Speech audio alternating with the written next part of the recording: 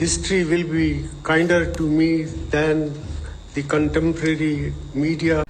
नमस्ते दोस्तों, भारत के ex prime minister doctor Manmohan Singh ये दुनिया छोड़ के जा चुके हैं और इसी के साथ जा चुका है हमारा वो प्रधानमंत्री जिसने आखिरी बार प्रेस कॉन्फ्रेंस की थी और वो प्रधानमंत्री जो मौन रहकर भी इतने सारे अच्छे अच्छे काम कर गया जिससे अपने देश का मिडिल क्लास खास तौर से वो अच्छी कंडीशन में आ पाया था और जिसको बदनाम करने की बहुत सारी कोशिशें की गई, लेकिन उसके जाने के बाद सब उसकी तारीफ में कशीदे पड़ रहे हैं। उनके ऊपर बहुत ज़्यादा मौन मोहन रहने का आरोप लगाया जाता था। उनके टाइम पे रुपया गिरता था तो उसका इल्ज़ाम लगा दिया जाता था और करप्शन के आरोप लगाए जाते थे,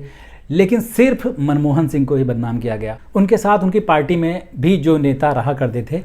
वो बाद की सरकारों में आकर मंत्री बन गए, लाल बत्ती पे घूमते हैं, बढ़िया एंजॉय करते हैं, उनसे किसी को शिकायत नहीं। विलेन बना तो सिर्फ एक आदमी, डॉक्टर मनमोहन सिंह। मुझे तो लगता है कि अपने देश का ये चलन थोड़ा सा बदलना चाहिए कि किसी के गुजरने के बाद ही उसकी तारीफ़ें की जाए। जब तक वो जिंदा रहे तब तक उस पर जितना हो सके उतना कीचड़ उछाला जाए। ये अजीब ही चलन है और डॉक्टर मनमोहन सिंह इस मामले में सबसे ऊपर लेवल के उदाहरण हैं, जिनके इतने सारे अच्छे काम थे जिनको भुला दिया गया उनके रहते हुए और उन पर जम के कीचड़ उछाला गया, उल्टी सीधी बातें की गई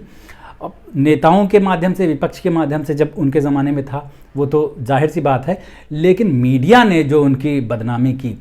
उसके लिए सबको माफ़ी मांगनी चाहिए। सबसे ज़्यादा तो मीडिया को ही मांगनी चाहिए और उन नेताओं को जिन्होंने डॉक्टर मनमोहन सिंह पर भ्रष्टाचार के तमाम सारे आरोप लगाए और उसके बाद फिर नई सरकारों में आके शामिल हो गए, गुलगुले खाने लगे।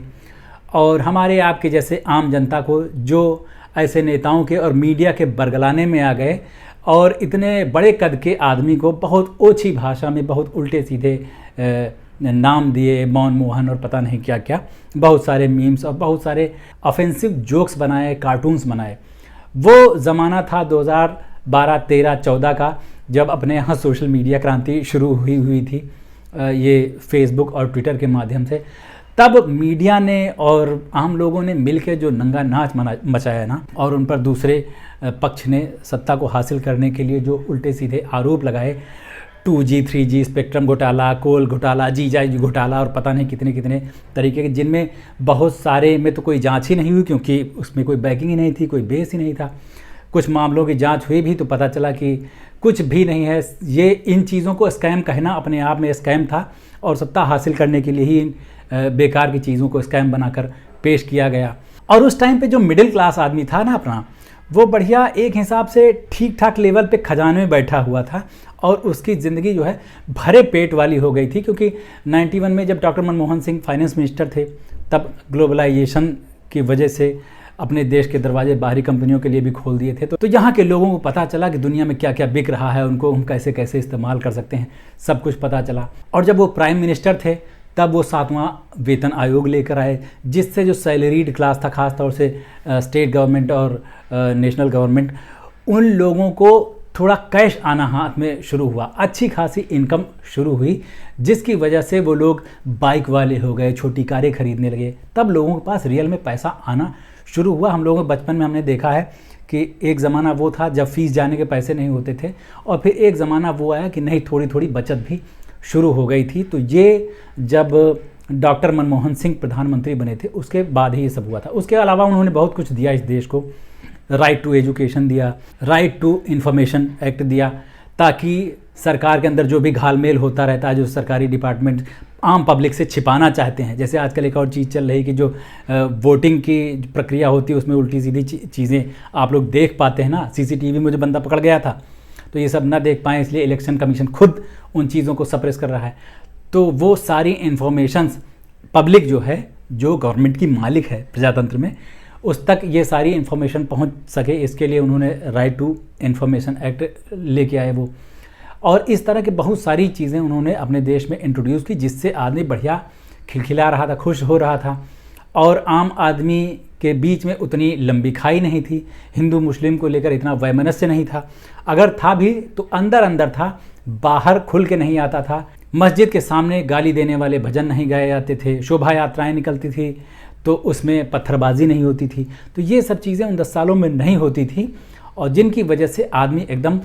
खुशी खुशी रह रहा था। लेकिन अपने यहाँ या क्या दुनिया में कहीं भी आदमी अगर ज़्यादा समय तक खुश रह लेता है ना तो उसको बर्दाश्त नहीं होता। लाइफ में कुछ थ्रिल चाहिए, कुछ एडवेंचर चाहिए। तो वही किया और अब जो हालत है लोगों के सामने वो देख ही रहे हैं। और उस टाइम पे जो युवा फड़क रहा था बहुत ज़्यादा सोशल मीडिया फेसबुक पोस्ट को लेके, वो तो इस चक्कर में बह ही गया। उसके बाद जो जेन ज़ी आई ना, उसको भी पता नहीं चला कि अपने यहाँ रियल हीरो कौन है, जो मिडिल क्लास है उसकी स्थिति संवारने वाला सुधारने वाला कौन है और उसको गर्त में ले जाने वाला कौन है, ये लोगों को पता ही नहीं चला, क्योंकि वो ज़माना इन लोगों ने देखा ही नहीं था। तो भाई साहब, मैं तो सॉरी बोल रहा हूँ डॉक्टर मनमोहन सिंह से, भले उनके जाने के बाद। भाई अपन ने भी बहुत सारे मीम्स बनाए, बहुत सारे वन लाइनर्स लिखे फेसबुक पर उनके लिए, और उस टाइम पे जो ज़रूरी था वो किया गया, क्योंकि गवर्नमेंट से सवाल करना हर नागरिक का अधिकार है, तो उसके लिए कोई अफसोस नहीं है। लेकिन दिक्कत ये हो गई कि उसके बाद लोग चापलूसी में ज़्यादा लग गए, उसके बाद सवाल पूछना भूल गए और चरण वंदना में लग गए, जिसकी वजह से आजकल अनएम्प्लॉयमेंट 45 साल में सबसे ज़्यादा है, रुपया रिकॉर्ड तेज़ी से गिरता जा रहा है, पेपर दनादन लीक होते जा रहे हैं, जीएसटी दनादन बढ़ता जा रहा है, महंगाई बढ़ती जा रही है और आम आदमी की पीठ जो है ना वो झुकी जा रही, कमर झुकी जा रही, उठा नहीं जा रहा बेचारे से। लेकिन ये सब कहने का कोई फ़ायदा नहीं है, क्योंकि जो भी अच्छे लोग रहते हैं उनको हम लोग खुद ही किनारे कर देते हैं धक्का देकर कि नहीं, हमको ये सब नहीं चाहिए, हमको थ्रिल वाली ज़िंदगी चाहिए। तो हमने जितना थ्रिल देखना था देख लिया, सॉरी रहेगा डॉक्टर साहब। और आप जहाँ भी रहें बस इतना याद रखें कि यहाँ बहुत सारे देश में ऐसे लोग हैं जो अपने किए पर शर्मिंदा हैं। कुछ बेशरम हैं, उनकी तो बात नहीं, लेकिन ज़्यादातर लोग ऐसे हैं जो अपनी हरकत पर शर्मिंदा हैं, जिन्होंने आपको भला बुरा कहा और आप जैसे संत टाइप के आदमी को करप्ट पॉलिटिशियन मान कर ही चले और उसके अलावा कोई क्रेडिट आपको अच्छाई का देश में नहीं दिया। रियली वेरी सॉरी डॉक्टर साहब, नमस्ते।